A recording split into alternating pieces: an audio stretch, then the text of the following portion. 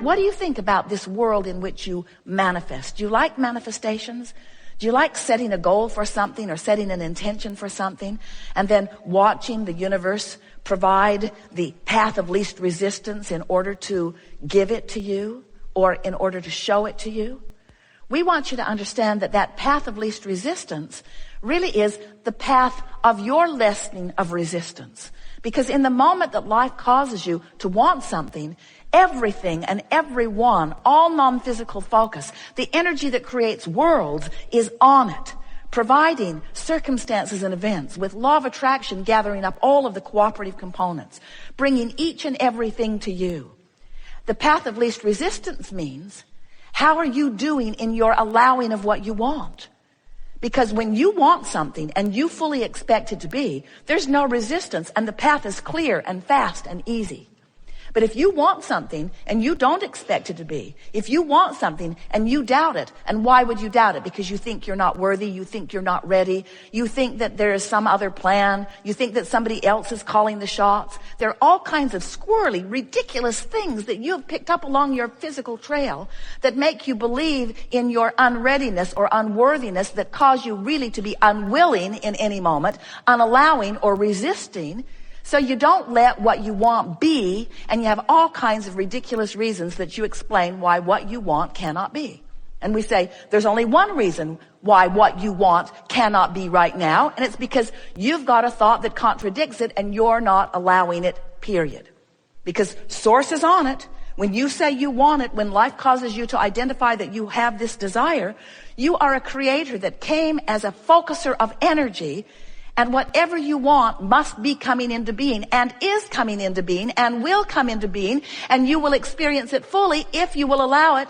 And this whole gathering, what we are here to talk to you about, is how to figure out how to get yourself in the place of willingly allowing the goodness that you're asking for to flow into your experience. You see, sometimes you think that you were source energy before you came into this body, and that you will be again if everything goes well. But we want you to know that that source energy part of you is always flowing to you and through you. Sometimes you think that you're separate from what you call God, and that God, apart from you, is evaluating you as a separate entity, as a doing good or doing bad entity. And it's not that way at all. That which you call God, that which is source, is flowing to you and through you because it is you. So when you're having a moment of great fun or clarity, when you're having a moment of great appreciation or love, that means that in that moment, there is no vibrational variance going on within you because you're not focusing upon some lackful thing. And in the absolute alignment with the source within you, you're allowing source to do what source does, which is flow purely through you. The story that we've been telling for a number of years, haven't told it lately, but this really begs for it, is imagine going to a department store with a little girl who is just excited about life, and she is feeling appreciation for everything she sees. In today's terminology, we would say she's in the vortex. So from her vortex perspective, she's appreciating and reveling and loving and adoring. And you are in the vortex also. And can't you just feel yourself inspired to do anything and everything that you can think of to make this appreciative little girl feel even more delicious about her life experience? But now imagine a little girl who's with you, who is just ornery and demanding and not appreciative. And wouldn't you find yourself not only not wanting to offer something, but wanting to sort of get out of there? An entirely different thing is being evoked from you. Right. So in our analogy, the little girl has this vibration going on to which you are responding. And if it is a vibration of alignment, then it aligns with your vibration of alignment, And there's no sacrifice, because the only thing that you can ever sacrifice is your alignment. If you believe in the limited pie, which you don't, but in this setting it feels a little bit like it. Right. If you believe in the limitation of the pie that has been manifested, then you can feel uncomfortable about the way it's being divvied out. But when you understand that there is this unlimited, infinite pie, then there's no competition. Then there's no worry about anything. Then there's just this graceful unfolding amongst those who are playing together. We are certain that in the vortex nature of the relationship as it began was really in place, so that you were inspired from inside the vortex to share your unlimitedness with someone.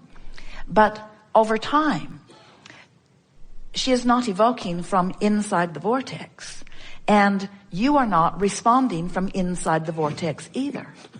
Really? Now, you can't do anything about whether she's in the vortex or not, but you can do everything about whether you are or not. And what we've noticed is that from inside the vortex, you aren't necessarily inspired to fork over anything that anybody is needingly asking for. In other words, from inside the vortex, it's always inspired, and you can always feel when the inspiration is there. So what you have to decide is that vortex first and then manifestation later.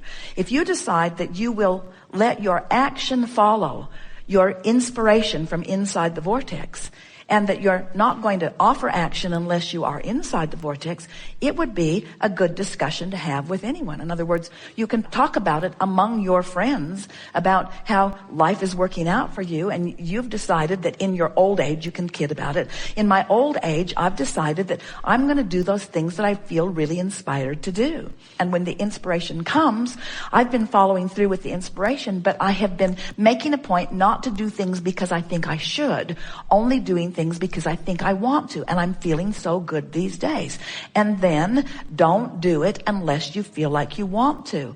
And what you will begin to discover is, if she is really outside the vortex and you are in the vortex, she will drift away from your experience.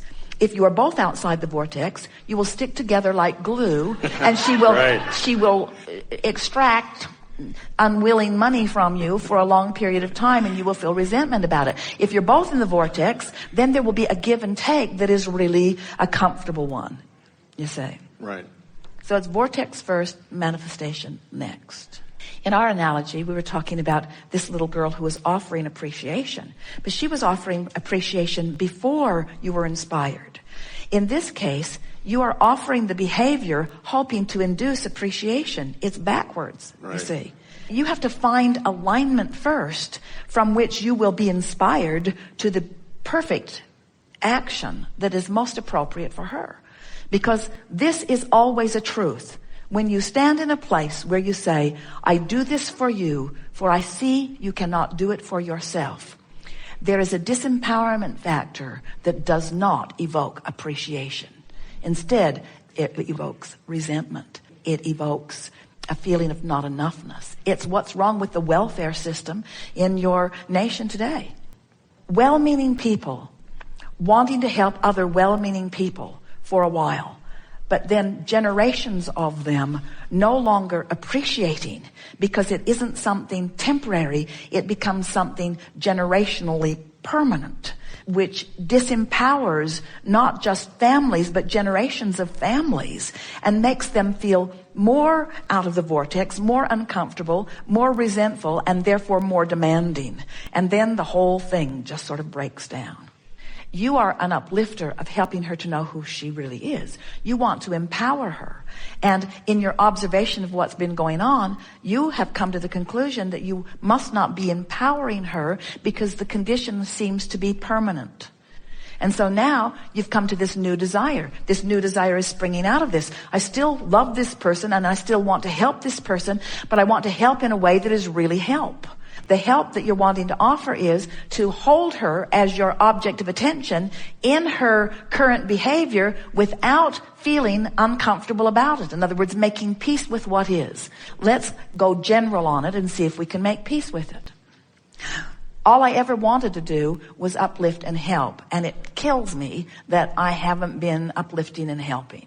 It's all sort of been a futility. And now I'm beginning to feel taken advantage of. So now that's about as specific as we need to be, because it feels about as bad as it can feel. Right. So now we're going to go generally negative. We're not going to be foolish enough to try to jump all the way over to the high in the sky stuff. We're going to go generally negative. Well, it may not be intentional. I'm not the only one who's sort of been caught up in it. I have plenty of resources, so it's never been any skin off my nose. But it's not really about that. It's not about economics. It's more about my desire to uplift and my awareness that I haven't been uplifting. I really don't have to figure this out right now. I don't have to make a decision about what I'm going to do forever. I could offer sometimes and not offer sometimes. And it might even be fun to witness the awkward moment when I decide that I'm not going to put money in the pot. In fact, it could be sort of a joyful journey when I decide to take care of my own experience and let everybody else do the same. I sort of like the idea of seeing how this plays out. This could be sort of fun. I always like it when revelations occur to other people. And I'm looking forward to the moment when this woman, who I really do care about, receives the revelation that the party's over. As far as I'm concerned, I'm not going to withhold my awareness of her, and I'm not going to withhold my appreciation of her, and I'm not going to withhold my ability to uplift her, but I am going to withhold my enabling of her weakness. I'm going to see her as stronger than that. I'm going to practice expecting her to get hold of her own experience. It's going to be so much fun the day I witness her offering to buy lunch for all of us, or even her putting in her own. How exhilarating it's going to feel when the check comes around and we've all had a very good time and she reaches into her pocket and puts something on the table for herself. That is just going to feel so good. Not because any of us have missed the money, but because she has found a piece of her empowerment. I just love giving someone a hand up, but I never want to be responsible for them becoming weak.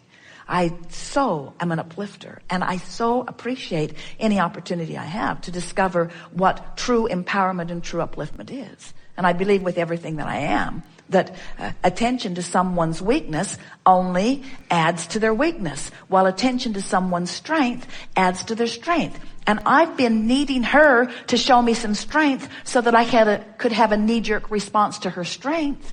And then I'm annoyed that all she's showing me is weakness, so I'm having a knee-jerk response to her weakness. And all along, what I'm discovering is it's my knee-jerk response to my own strength or weakness.